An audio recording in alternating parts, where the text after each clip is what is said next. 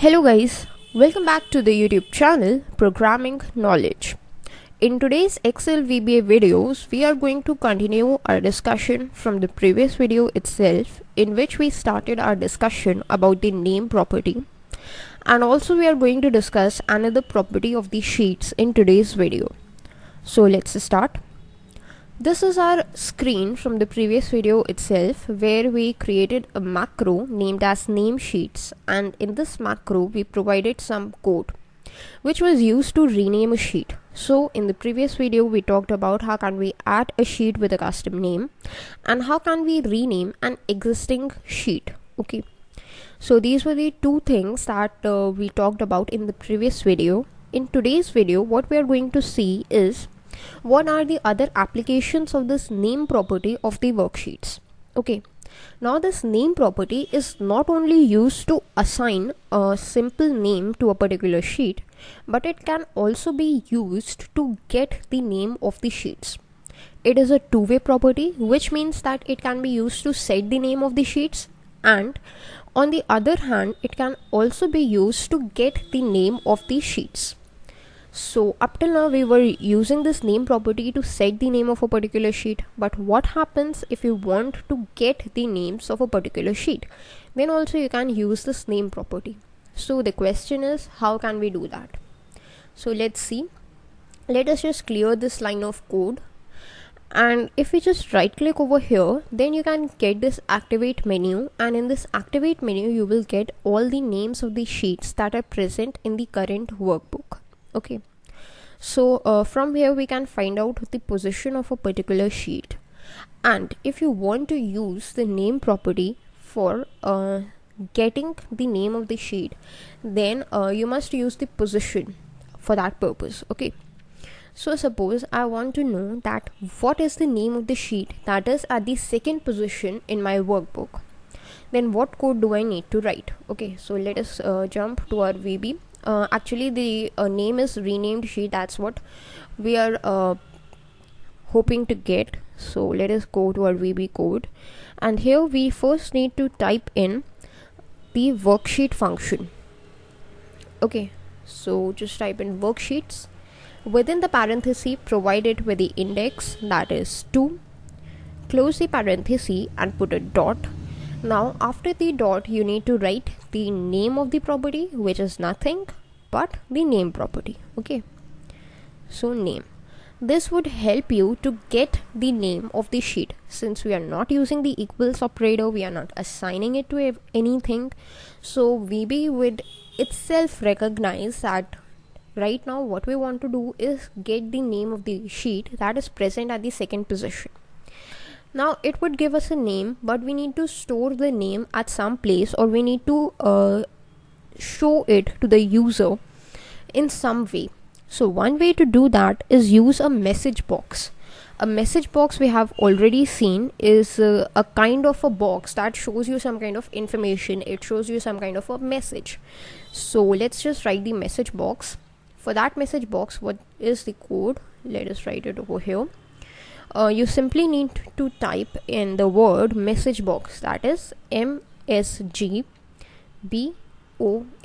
message box, and within parenthesis you need to provide what value you want over here. So what value do I want? I want this particular value, this whole value. Okay, so let us just cut this piece of code from here and paste it over here. So what this code says, that whatever is the name of the sheet which is present at the second position must be displayed in the form of a message box using this piece of code. Okay, so let us just run it, and when we run it you can see that in Microsoft Excel this is a thing shown over here. This is actually known as a message box, and in the message box what message do we get is the name of that sheet. And now you can click on OK, and this is the exact function of message box. But whenever you are trying to access the name of a sheet, it is not a very good practice to use a message box. The reason why, it would show the sheet name in the form of a message, and you cannot copy that name, or you cannot use that name anywhere else. Okay, so what you can do is simply use a particular cell, and in that cell you can store the value of that particular sheet. So for that purpose, what do we need to do is first access the particular cell, and we have been working with cells for a pretty long time now, so we know that to access the cell, simply we can use the range function. Within double quotes in the parenthesis, we need to provide the name of the cell. So suppose I want it to be displayed in A5, and you put a dot and provide it with a value operator. So put a tab equals. Now what value we need to provide is worksheets2.name. So you can either type the code, or I'm simply using it as copy and paste it. Okay, so let's see what happens right now. So just press the F8, which is the shortcut for the step into function. First, this line of code would be executed, which would show us a message box. Yes, we get this message box. You can simply click on OK. And then if we again press F8, then you can see that in the cell number A5 we have got the name of the sheet, which is nothing but renamed sheet. And you can just again press F8 to complete the execution of the macro. So this was how you can put your sheet name in a cell. Now there is one more thing that you need to know about the message box, that if we just try to run it again, if we try to run this piece of code again, then what happens is we have got this message box. Now while this message box is open, if we try to click anywhere else, then you can see it gives us that ding from the computer, which means that we cannot use any of the functions of Microsoft Excel while this message box is open, which is again a drawback for us, and that is why it is not advisable to use a message box. And that is why you can obviously use a cell to display the name of the sheets. Until and unless you click on OK, you cannot use any of the functions of Microsoft Excel or VB. So this is what a drawback is. So now you can just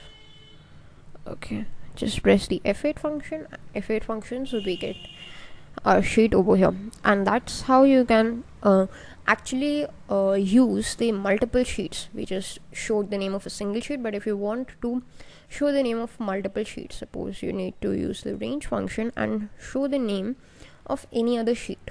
So simply you can just type it. Suppose in the cell number B5 you want to show the name of some other sheet, the sheet that is present at position 3. You can simply write worksheets on position 3 dot name is what you want to do. So let's just clear up this piece of code of message box and let us run it using the step into function again, so that you are able to understand it. First, this line of code is executed, but no change is shown because it is already present over there. Then again, if we press F8, then you can see custom name, which is the name of the sheet that is present at the first position, actually is shown over here. Okay, now you can just open it by right clicking over here, and you can see over here that what happens here.